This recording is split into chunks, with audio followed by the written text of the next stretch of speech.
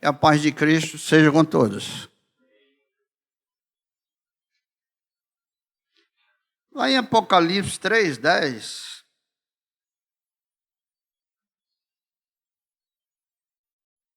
Apocalipse 3:10, se encontra o seguinte texto.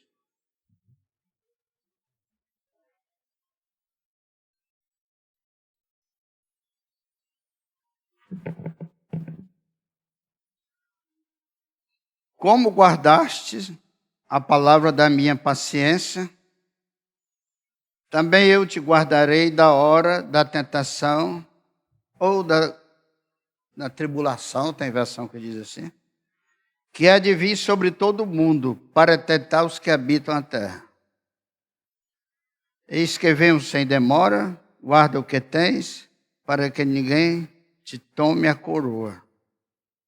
Amém. Nós vamos falando e vamos lendo onde for preciso de ler. Olha, irmãos, a mensagem que Deus me deu para trazer para a igreja hoje é resultado de uma pergunta que alguém me fez essa semana. Alguém falando sobre o rumo do mundo, como está, né?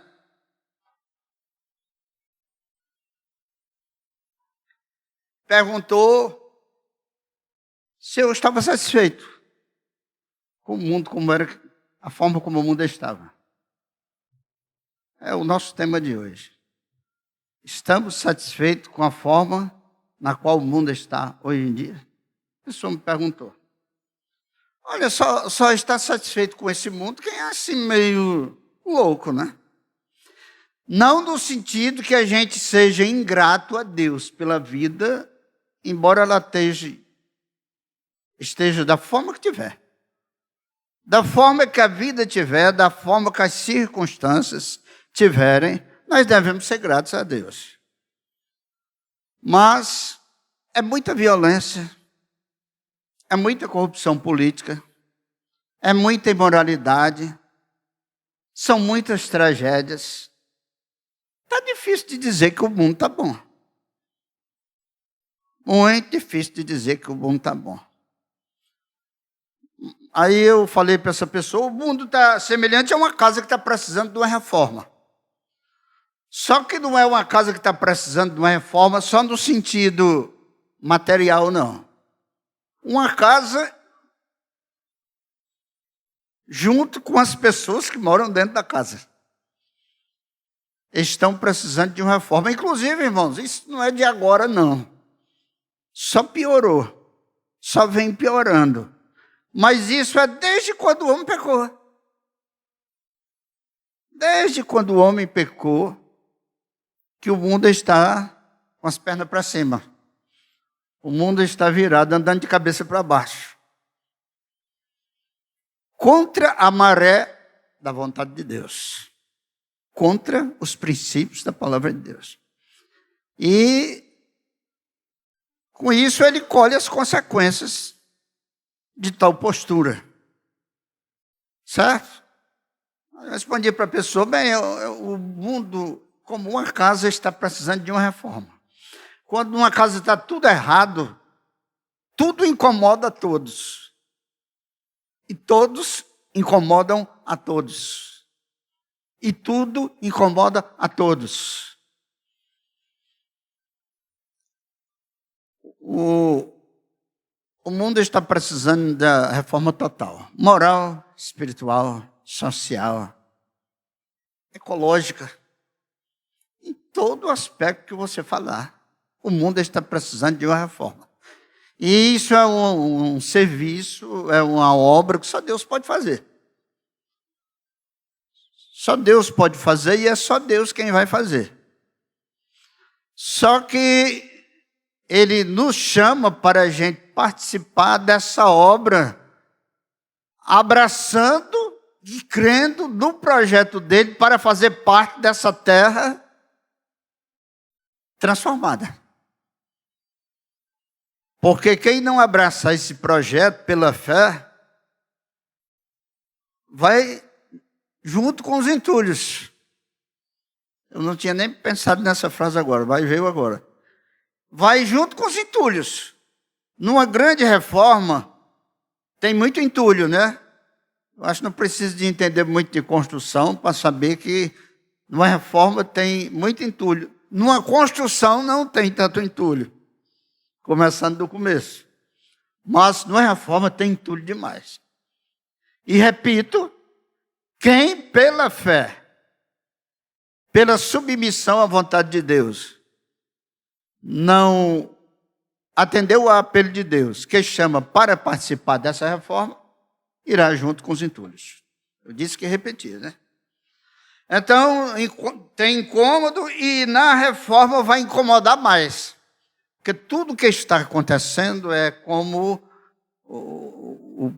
são o princípio das dores. Vou usar a expressão de Jesus. Isso é o princípio das dores. Quando se diz que é o princípio das dores, não é dizendo que agora começou, não. É querendo dizer que ainda vai doer mais. A coisa ainda vai piorar. Mas no princípio das dores e no aumento das contrações existe uma esperança. Está perto do menino nascer, está perto do sofrimento passar, está perto de vir alegria, né? Está perto de vir satisfação. Está perto de vir satisfação. E então é isso que quem crê espera com relação ao projeto de Deus para a reforma da terra. Certo? E haverão muitos transtornos. Mas agora eu me lembrei daquelas explicações quando tem as obras públicas, né? Estamos trabalhando, a prefeitura está trabalhando para melhor servi-lo. O Estado desculpe os transtornos. Em breve, a coisa vai ficar boa. É isso que quer dizer. É isso que quer dizer. Mas todos esses transtornos passarão. O conselho que se tem para dar é que fique firme no Senhor. Esteja em pé em cima da rocha. Se você estiver no meio de um rio, no leito de um rio, onde tem uma pedra alta, e o rio sempre bota enchente grande, mas nunca ultrapassa a pedra, e você for cercado pela enchente, você fica em cima da pedra. E se a enchente ultrapassar a pedra, como está acontecendo lá pelo Rio Grande do Sul, você irá junto com a água. Mas no mundo espiritual não é assim. Se você ficar firmado na rocha, a água vem e não lhe leva. Pode lhe banhar todinha, mas não lhe leva. Não lhe tira da rocha. Essa rocha é Jesus. Essa rocha é a sua palavra. Amém? Vocês até esse versículo que a gente leu de Apocalipse 3:10, ele é muito conhecido, né? Como guardaste a palavra da minha perseverança ou da minha paciência, também eu te guardarei na hora da grande tribulação. Tem versão que diz, na hora da grande tentação, que virá para atormentar todos que habitam em cima da terra. Está havendo tribulação lá no Oriente Médio, está havendo tribulação lá no Rio Grande do Sul, em muitas partes do mundo.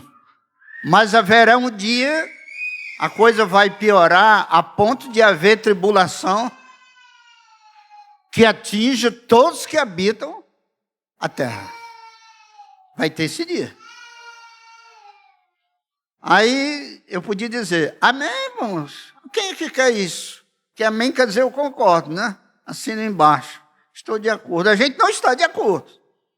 Mas é preciso que aconteçam essas coisas, porque são sinais da nossa futura, da nossa próxima redenção. Essa semana eu estava lendo e nas minhas leituras eu vi a seguinte frase. Jesus está demorando a voltar. Para quem diz isso? Para quem levanta essa questão, né? Jesus está demorando a voltar. Não, Jesus nunca está demorando e a Bíblia responde. Deus está sendo longânimo. Nós estamos dentro, falando de tempo, estamos dentro da longanimidade de Deus, dentro da paciência de Deus. Deus não demora fazendo nada, Ele faz tudo do tempo certo. E para Deus, para começar, não tem tempo. Quem é escravo do tempo, somos nós. Muito bem. Aí, então, nós trouxemos aqui 3 pontos para a gente questionar. O primeiro ponto é o seguinte. O mundo e a vida aqui vão piorar? Sim. Sim. Vão piorar. Saber isso ajuda em alguma coisa? Parece que a resposta é não, né? Mas ajuda. Ajuda. Porque se a gente tem que passar por uma prova, e é difícil do começo ao fim, e para perto do fim é que pior, é que fica mais difícil, então se está ficando mais difícil porque está perto do fim. E quando estiver no fim, começará uma nova era. Nova era, uma nova época, né? A nova era aí. No mau sentido, não, né? O texto que eu tenho para fundamentar esse primeiro argumento é 2 de Pedro, capítulo 3. 2 de Pedro, capítulo 3. Esse texto também é conhecido, mas é preciso que seja relido, reexaminado, porque a palavra de Deus não caduca. Ela não se renova a cada manhã, não. Ela é sempre a mesma. Quem lê todo dia, de manhã, é que se renova. Então, ela tem que ser relida, tem que ser reanalisada para servir de novo de alimento para nós. Na segunda epístola de Pedro, capítulo 3, a partir do versículo 4, diz assim: onde está a promessa da sua vinda? Isso aqui, no contexto aqui, essa frase é dita para aqueles que duvidam. Ele não vai vir, não. Que com essa Jesus voltar, ele não vai voltar mais, não. Onde é que está a promessa? Cadê que ele veio? Porque não chegou o dia nem a hora. Aí eles dizem, porque desde os nossos pais dormiram, todas as coisas permanecem como desde o princípio da criação. Tudo continua do mesmo jeito. Os escarnecedores dizem isso. Eles voluntariamente ignoram isto, porque pela palavra de Deus, já desde a antiguidade existiram os céus, a terra, foi tirada da água e do meio das águas. Aí o versículo 7 diz, mas os céus e a terra que agora existe, pela mesma palavra, se reservam como tesouro e se guardam para o fogo até o dia do juízo e da perdição dos homens ímpios. Tudo vai pegar fogo. Ah, meu Deus, se eu estiver vivo, Jesus não tinha voltado, nem eu tiver morrido, eu vou me queimar? Eu creio que não. Se você estiver firmado sobre a rocha, você não vai se queimar. Não, mas eu não entendo isso não. Como é que pode ser? O Sadraque, o Mesaque e Abednego estavam tão firmes em Deus que eles foram para a fornalha e não se queimaram. Quem está com Deus não se molha indo para casa. Na chuva vai para casa, tá? O versículo 8 diz, mas amados, não ignoreis uma coisa, amados, nessa aparente demora, que 1000 dias, que para o Senhor, um dia é como 1000 anos, e 1000 anos como um dia.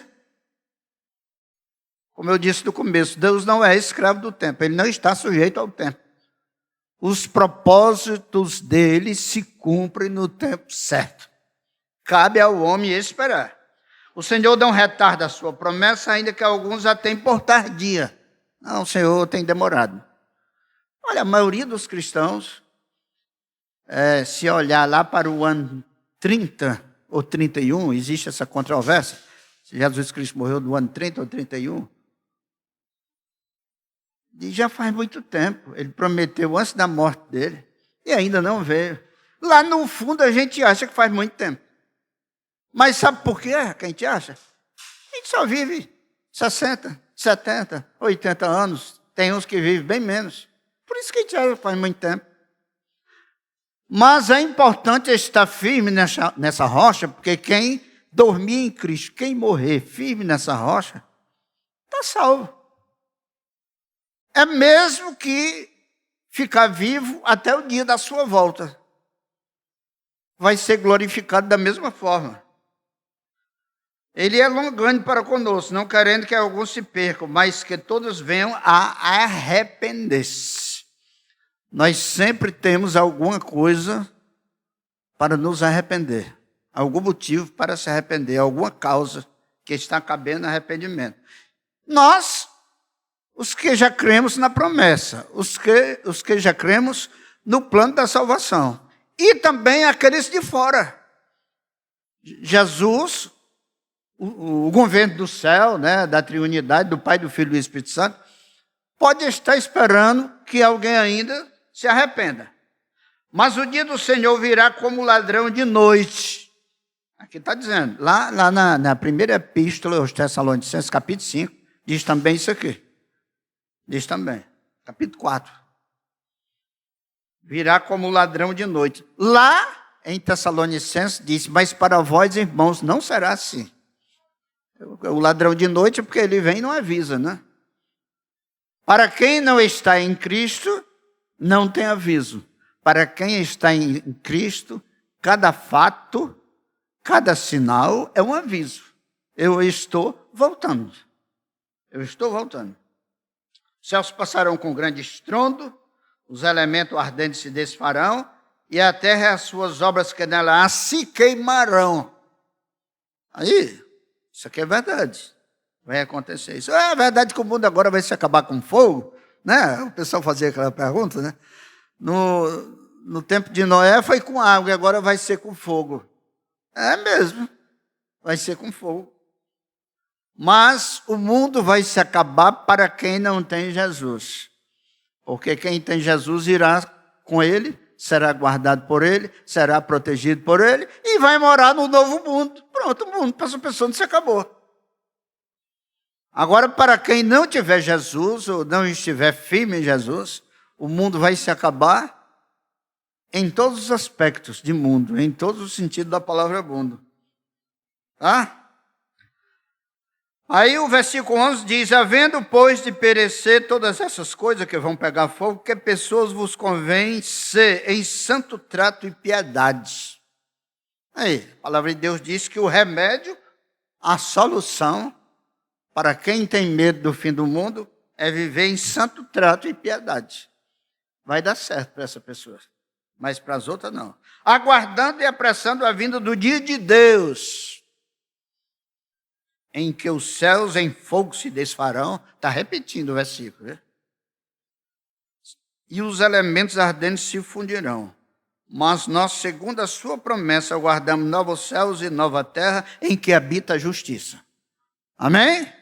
Aí, nesse tempo, se alguém perguntar, você está satisfeito com esse mundo? Vai ter que acrescentar uma palavra. Você está satisfeito com esse novo mundo? Aí a gente vai dizer, bendito seja o Senhor, a Ele a honra, a glória, o poder, a majestade, a ação de graça, como diz lá no Apocalipse, a multidão vestida de branco que foi salva. Que foi salva, né? Que é uma multidão, né? Então, bendito seja Deus. O segundo ponto que nós vamos analisar hoje é o seguinte, Deus vai livrar a igreja da grande tribulação. Ou seja, tem uma linha teológica por aí que explica, crê assim e ensina que antes da grande tribulação, Jesus vai voltar e levar a igreja. A igreja não passará pela grande tribulação. Essa linha aí e essa interpretação não é bíblica. Porque no capítulo 7 de Apocalipse, diz da multidão vestida de branco, com palmas nas mãos, cantando no hino da vitória, diz que ela veio da grande tribulação.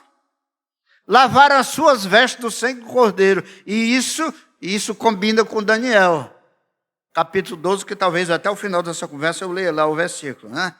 Que diz que na grande tribulação, muitos serão embranquecidos. Hein? Embranquecidos. E aí tem tudo a ver com muitos serão vestidos de brancos. De branco. Muitos serão vestidos de branco. Então, ele não vai livrar a igreja da grande tribulação. A igreja vai passar pela grande tribulação. Mas ela vai ser livre daqui desse mundo mal na grande tribulação. Deu para entender? Jesus não vai livrar a igreja, não vai poupar a igreja da grande tribulação. Mas vai livrar a igreja, tirar daqui da terra, na grande tribulação. Deus tirou o povo dele, os hebreus lá do Egito, na hora da grande tribulação deles. Quando a coisa estava em ponto, a ponto deles não poderem mais suportar, ele tirou eles de lá com mão poderosa. A saída da igreja daqui da terra pode se comparar com a saída do Egito, do povo dos hebreus do Egito, para a terra prometida. Bendito seja o Senhor. E tem um texto lá em Daniel, capítulo 12, versículo 1, Daniel 12, 1, que fundamenta isso. Eu estou mostrando os versículos para mostrar a fundamentação. Fundamenta o quê? Que a igreja vai ser livre desse mundo durante a grande tribulação. Quer ver? Presta bem atenção aí. Daniel 12, 1. Pode até eu ler até o 3.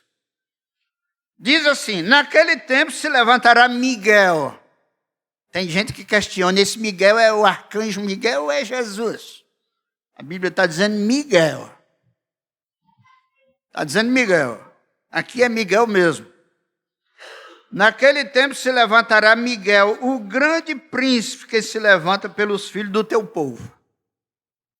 Naquele tempo vai se levantar Miguel, o grande príncipe que se levanta pelos filhos do teu povo. O Miguel é o arcanjo guerreiro. O Gabriel é o mensageiro das boas notícias, né? Veio dizer Maria, convidar a trazer a proposta de Deus para ela ser a mãe do Salvador. Levantará Miguel naquele tempo. E haverá um tempo de angústia. O versículo aqui, ele está assim como um quebra-cabeça. Eu até digo que bom seria que esse versículo começasse assim: haverá um tempo de angústia, qual nunca houve desde que houve nação até aquele tempo. Aí então, nesse tempo, se levantará Miguel, o grande príncipe que se levanta a favor do teu povo. Ó?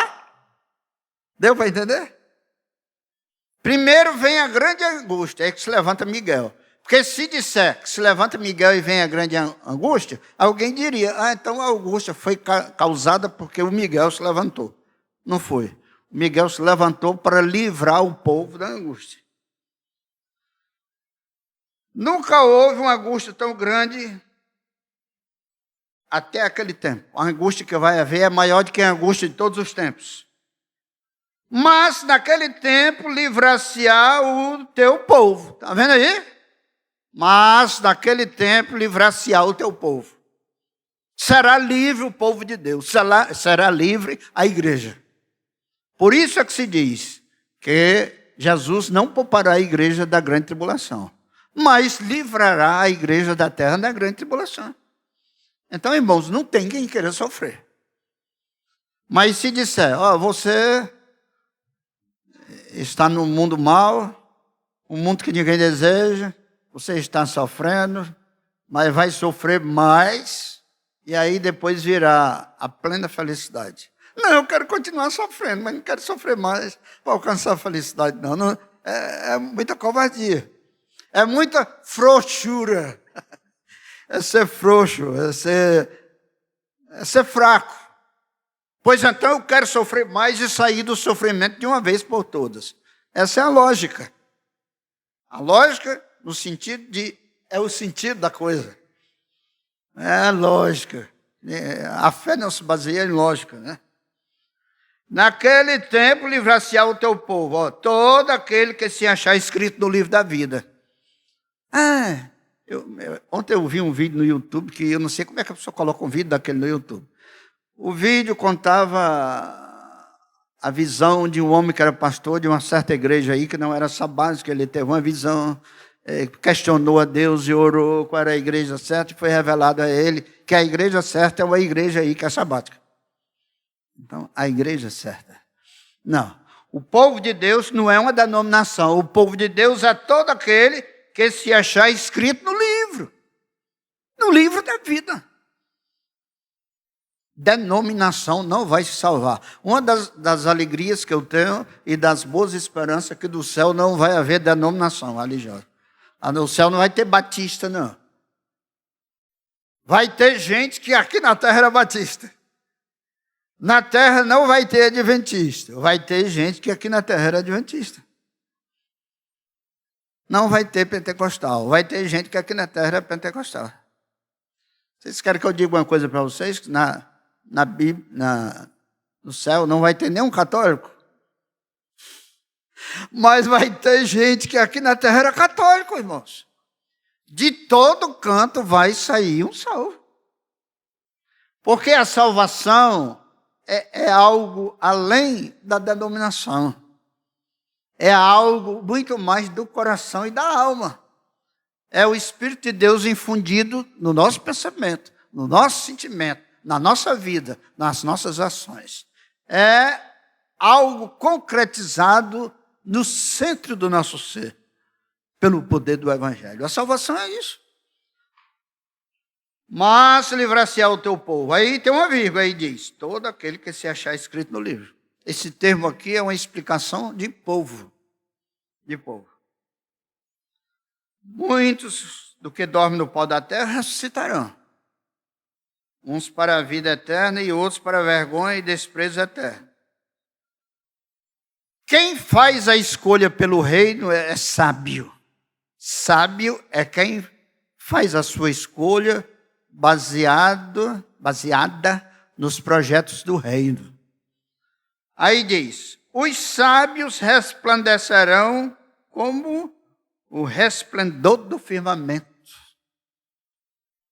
Resplendor é brilho, viu? E os que a muitos ensinam a justiça refugirão como as estrelas. É brilho também. Sempre e eternamente. Bendito seja o Senhor. E o terceiro ponto que nós temos para analisar essa noite é o seguinte. O que é preciso fazer para ser guardado na grande tribulação? O que é preciso fazer? Lá em Apocalipse, voltando lá, capítulo 3, explica bem direitinho. Um tempo, eu até produzi outro vídeo no tempo da pandemia e coloquei no YouTube que já fala sobre isso. Ó. Como guardaste a palavra da minha paciência? Para você ser guardado, protegido, livre, durante a grande tribulação, é preciso de você guardar a palavra de Deus somente.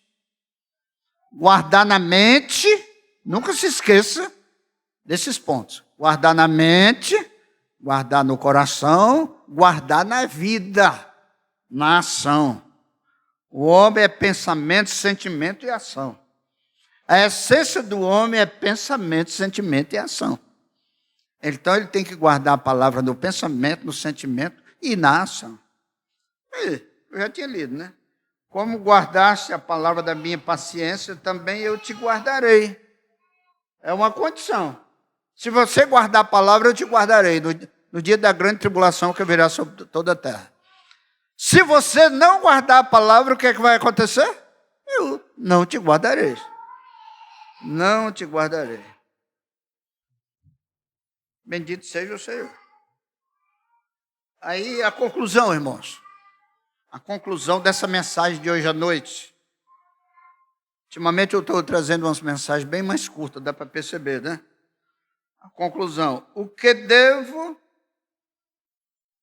produzir, o que deve ser produzido em nós por esses alertas. Os alertas de Deus aqui. Deve produzir em nós três coisas. Deve despertar em nós três coisas. Primeiro, a busca. Busca. Busque mais a Deus. Amém? Busque mais a Deus. Segundo, a esperança. A esperança, não deixe de esperar. Ele prometeu, e ele cumpre com a sua palavra. Deus é fiel e cumpriu a sua palavra. E depois, a tranquilidade. Esses alertas não é uma pregação de evangelho do medo. É o evangelho que não faz rodeios. É o evangelho que diz a coisa boa e diz as coisas ruins que também irão acontecer. Então, esses alertas, vou repetir, deve despertar em nós quem foi que gravou, quem foi que decorou. A busca, a esperança e a tranquilidade. Esperança em quê? Nas benditas promessas de Jesus. Ele não disse que vai nos proteger, então fiquemos tranquilos. Mas primeiro eu tenho que buscar Deus, buscar mais aproximação de Deus, buscar mais comunhão com Deus. E quando fala aí na tranquilidade, é porque lá no Salmo 46, versículo 10, eu falei isso de manhã e agora eu estou falando de novo, diz o quê? Aquietai-vos e sabei que eu sou Deus. Aquietai-vos e sabei que eu sou Deus. Na hora que a terra começar a se tremer todinha, fica quieto. Vai ser a hora do milagre. Aquietai-vos e sabei que eu sou Deus. Amém? Então, que Deus em Cristo Jesus nos abençoe, nos dê uma porção dobrada do seu Espírito, nos ilumine mais e mais, nos dê perseverança, confiança, esperança, para que nessas horas difíceis, que a humanidade vai passar, tenhamos condição de enfrentar com tranquilidade, confiando nesse Deus.